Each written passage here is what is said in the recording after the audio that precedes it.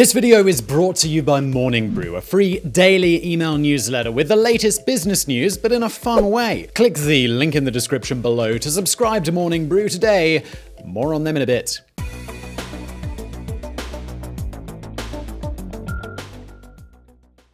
He was a bad son, a bad husband, and a bad king, but a gallant and splendid soldier. That was the description that historian Sir Stephen Runciman thought best fitted Richard I. This was in line with the criticism brought against Richard by Victorian scholar William Stubbs, who considered him a mere warrior who had no care for his kingdom or sympathy for his people. Indeed, Richard I was an absentee ruler, spending only a combined 6 months out of his 10-year reign in England. The rest of the time, the king was either involved in wars or in captivity, or simply preferring to reside in his French territories such as Anjou and Aquitaine. Today, scholars debate whether the king even knew how to speak English or not, as he preferred his mother's language of Occitan. And yet, English history remembers him quite fondly. He was, after all, Richard the Lionheart, but was he truly deserving of this moniker? We'll let you decide that for yourselves as we explore the life of King Richard I.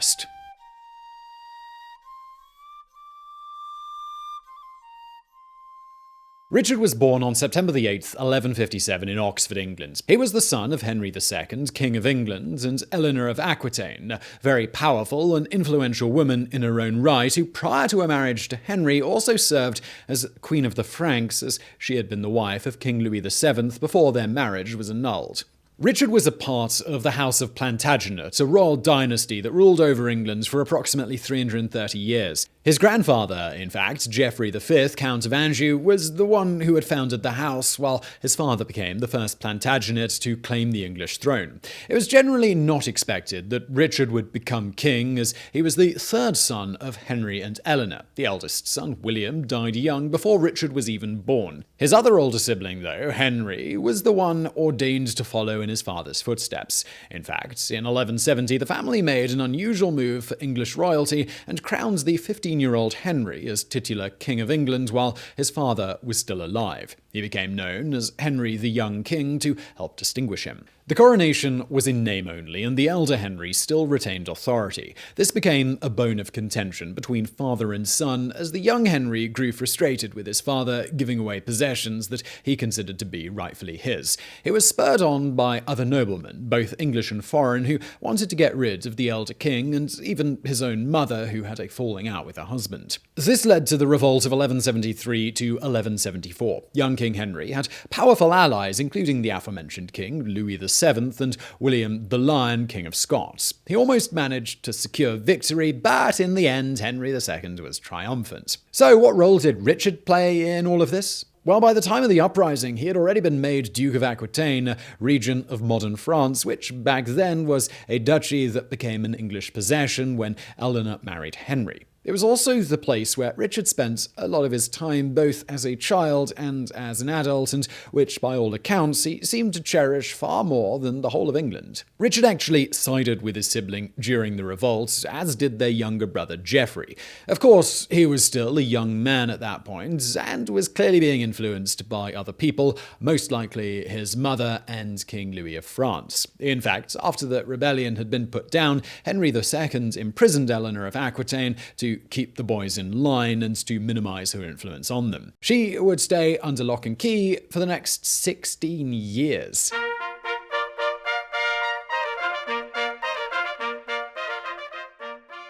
As for his rebellious sons, Henry was merciful and forgave them after they submitted to him. Richard retained the title of Duke of Aquitaine, and his father tasked him with the punishment of the nobles who rebelled against the English king. Henry's orders were for most castles in the duchy to be reduced to the state they were in 15 days before the start of the uprising, but he specified that some of them should be completely razed to the ground. Obviously, this did not sit well with some of the local noblemen who refused to stand down and continued their rebellion against Richard. Henry placed a lot of trust in his 18-year-old son and his military prowess as he gave Richard full command over the duchy's armies as well as control over local revenues. Perhaps he was impressed with how Richard handled himself during the revolt, even if it was against him. Certainly, Richard would develop a reputation as a great fighter and military leader, as opposed to his older brother Henry, who was described as giving no evidence of political sagacity, military skill, or even ordinary intelligence. Richard spent the next few years as his father's regent in Aquitaine, putting down rebellions. We have knowledge of his efforts courtesy of the 12th century chronicler Roger of Hoveden. The young duke made special mention of his successful siege of Castillon-sur-Argent. It was heavily fortified and required the use of artillery, but after 2 months, Richard managed to break the garrison. Clearly, he was quite pleased with himself, as it was arguably his first impressive military triumph. These successes started establishing his reputation as an adept commander, but also his penchant for cruelty, as he showed little mercy to those who stood in his way. Some nobles proved to be bigger challengers than others. The Rancon family, for instance, were a major thorn in Richard's side. They were lords in Talleyrand, led by Geoffrey de Rancon, and their castle was considered impregnable. Built on a rocky outcrop on the right bank of the Charente River, it was unassailable from 3 sides, while the 4th was heavily fortified. Richard's strategy was to make himself an irresistible target so that his enemies would leave the fortress and come to him. He destroyed the village that was nestled beneath the citadel. He began burning down the surrounding fields. He even placed his camp close enough to the castle walls so that Rancon would consider a surprise attack. Meanwhile, he deployed artillery to make it look like a standard siege, and then he just waited. Sure enough, his enemies launched a counterattack, but were defeated by the Duke's army. Richard's men were then able to force their way into the castle, and after 3 days of looting and destruction, Rancon surrendered. This was truly a notable victory, so much so that, upon hearing of it, other rebellious noblemen decided that the fight was not worth it, and also laid down their arms in front of the Duke of Aquitaine.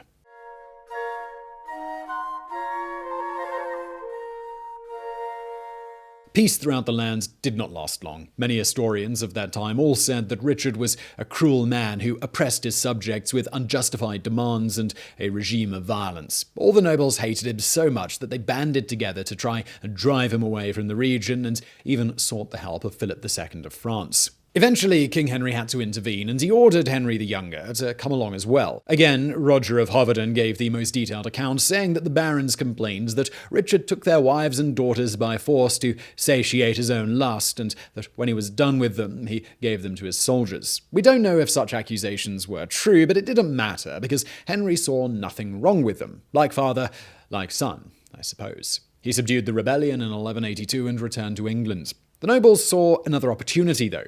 While Richard and King Henry could not be reasoned with, perhaps they could appeal to Henry the Younger.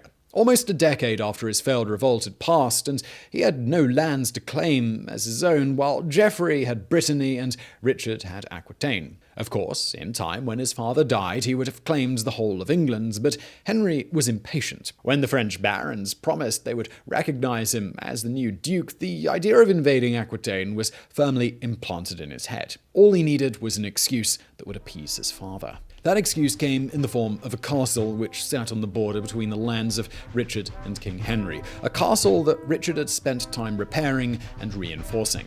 Henry wanted it, and the king ordered the Duke of Aquitaine to give it to his brother as homage.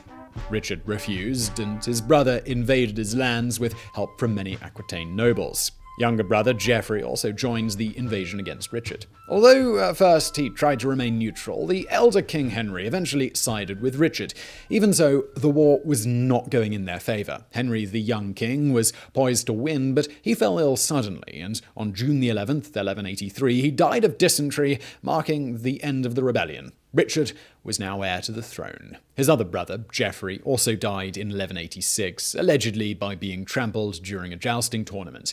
There was only one other brother remaining, the youngest of all, John, who so far had not taken part in any of his family's political and military machinations. Contemporary chroniclers claimed that John was his father's favourite. Not very hard to imagine, seeing as how he was the only legitimate son of King Henry who didn't raise his sword against him. Because Richard was now poised to rule over England and other territories such as Anjou and Normandy, King Henry wanted to give the Duchy of Aquitaine to John. Richard refused, as Aquitaine was the territory he cared about most, perhaps even really the only one that he cared about. For a while, it looked like it would be war again between the Plantagenets, but Henry had an ace up his sleeve. He finally released his wife, Eleanor of Aquitaine, from prison. She returned to her homeland where she was the rightful ruler, and Richard, who still had great affection for his mother, willingly surrendered all power. However, he found a new ally in King Philip II of France, also known as Philip Augustus. There were tensions between Henry and Philip over a marriage that fell through, and they escalated to violence. Richard officially paid homage to Philip and sided with him against his father. The duo were also triumphant, and at the same time, the older Henry fell gravely ill. After he was defeated, Henry was forced to recognize Richard as sole heir. He died 2 days later, on July 6, 1189, and Richard became the new King of England. Now, just before we continue today's video, I do want to take a moment to tell you about today's sponsor, Morning Brew. So what is Morning Brew? Well, it's your morning coffee, but it's also a free daily email that gives you the latest news from Wall Street to Silicon Valley. It's a 5-minute read, and it will keep you right up to date with the latest from the business world. Think business news can be dry and boring? Well, yes, it often is, but it's not if you've got Morning Brew. It's witty, it's conversational, it's even actually funny. Now, I'm supposed to talk about how it fits into my morning routine, but my time zone means it actually comes around lunchtime, so usually I end up reading it while I have my lunch, which is also nice. So click the link in the description below to subscribe to Morning Brew today. Just do it, you'll enjoy it, and it's free. And let's get on with the video.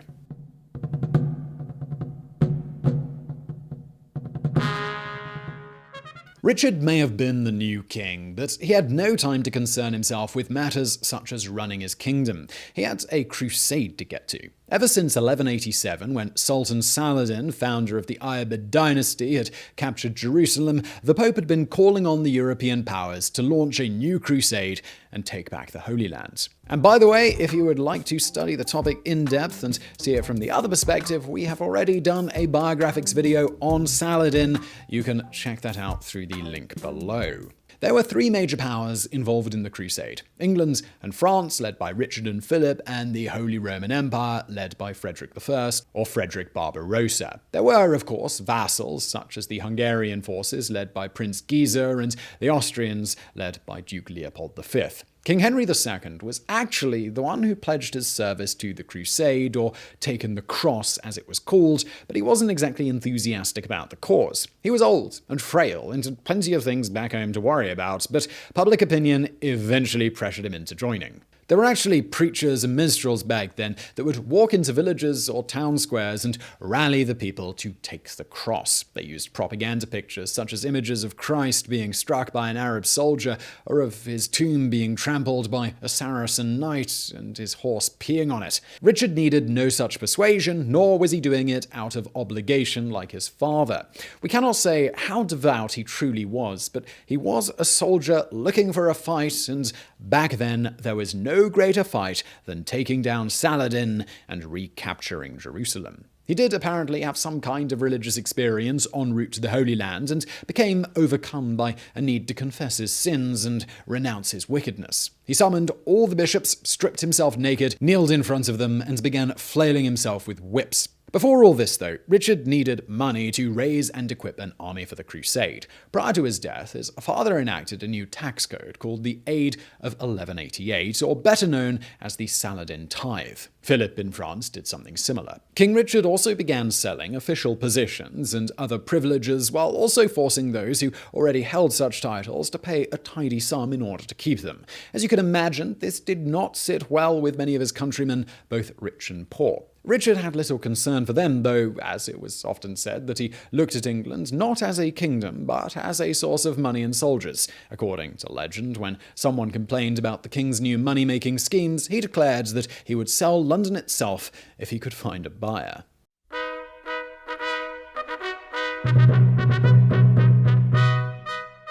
Richard left for the crusade in the summer of 1190, accompanied by Philip Augustus, who led the French army. His first stop was in Sicily, where Richard sought to resolve an unrelated matter. The previous year, King William the Good of Sicily had died, and his cousin Tancred had become the new king. Tancred also imprisoned William's widow and denied her inheritance. As it happens, that widow, Queen Joan of Sicily, was Richard's sister. Unsurprisingly, the English king demanded that his sister would be released and given her inheritance. Tancred refused, so Richard captured and plundered the capital of Messina. Eventually, the two kings signed a treaty, and this was mostly notable because it prompted Richard to assign an heir. It wasn't his younger brother John, but Arthur of Brittany, the only son of his dead brother Geoffrey, who would have to marry one of King Tancred's daughters. Speaking of marriages, Richard himself needed a queen, and while he was in Sicily, his betrothed arrived. She was Berengaria, daughter of King Sancho the Wise of Navarre. This caused problems with his French ally. You might recall we previously mentioned that King Philip of France and King Henry II of England had a falling out over a failed marriage. That marriage was supposed to be between Richard and Philip's half-sister Alice. It had been arranged while the two were children, and Alice came to live at Henry's court until she came of age. However, both Henry and Richard kept delaying the wedding. According to sordid rumours, Henry had taken Alice as a mistress, and Richard knew this and did not want to marry her anymore. Philip and Richard managed to reach a settlement to finally break off the marriage, but the two left Sicily at different times. Richard set off with his fleet across the Mediterranean in April 1191. However, he encountered a great storm which destroyed some of his ships. The vessel, which carried his sister and his wife-to-be, shipwrecked on Cyprus, where they were taken prisoner by Isaac Comnenus, the tyrant who ruled over the island. Richard successfully secured the release of Joan and Berengaria, but Comnenus refused to return the large treasure which had also been aboard the ship. Obviously, he was feeling confident in his position, but fate was against him. Richard invaded Cyprus and conquered it. Not only did he get his treasure back, plus all the stuff he looted on top of it, but he later also sold Cyprus to Guy of Lusignan, the former king of Jerusalem. While on Cyprus, Richard married Berengaria, and the new queen returned to her native home. She became known as the only English queen never to set foot in the country, because it was believed she never visited England, although it is possible she may have done it after Richard's death. The two never had any children, although Richard did father an illegitimate child named Philip of Cognac, whose mother remains a mystery.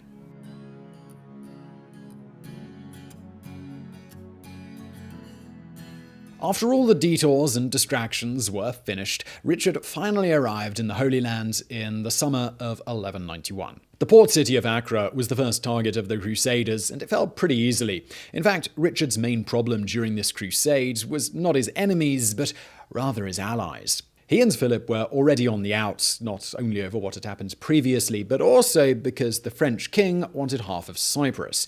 As Philip fell ill, he decided to return home after the fall of Acre. Then there was the Holy Roman Empire and its vassals. The king, Frederick Barbarossa, had actually died already by this point in not really the most dignified way. He didn't perish in glorious battle, but rather he drowned crossing the Salif River in modern-day Turkey. Some sources say that the old king tried to brave the current single-handedly, but others specify he was thrown off his horse and he was too weak and his armor too heavy to get up again. Either way, his death caused many German soldiers to return home and left Duke Leopold of Austria in charge. Leopold and Richard did not get along, and the latter greatly insulted the former after the Duke hanged his banner in triumph alongside the English and French ones after the battle at Acre. Richard felt that, as a vassal, Leopold was being arrogant, so he had the Austrian banner torn down. In reply, the Duke of Austria took his men and went home. The crusade lasted for another year. Richard had other successes, particularly at the Battle of Arsuf, where he scored a decisive victory despite being taken by surprise and being heavily outnumbered. This was perhaps Richard's greatest triumph, and it allowed him to retake the city of Jaffa. Richard now had the upper hand against Saladin, but again, he was facing troubles from his own camp.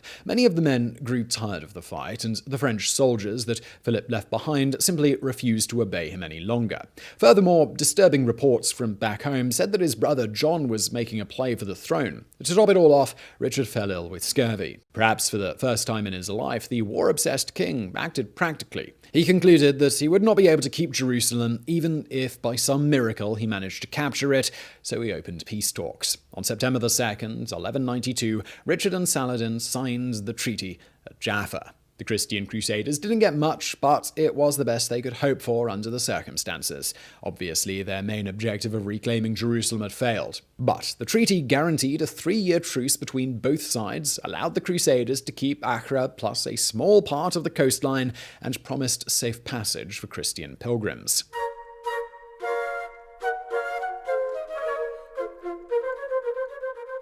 Richard needed to return to England, but was wary of travelling through Philip's territories, as by that point the two were openly hostile to one another. He sailed on the Adriatic, but his ship washed ashore in Venice. While passing through Vienna, his retinue was discovered and captured by Duke Leopold, who also had plenty of enmity for the English king. He turned him over to the new Holy Roman Emperor, Henry VI, who imprisoned Richard and asked for a humongous ransom for his release. John, of course, had no interest in securing his brother's release, but his mother, Eleanor, started immediately to raise the money. She did this, of course, by taxing everyone to the bone and confiscating treasures and property.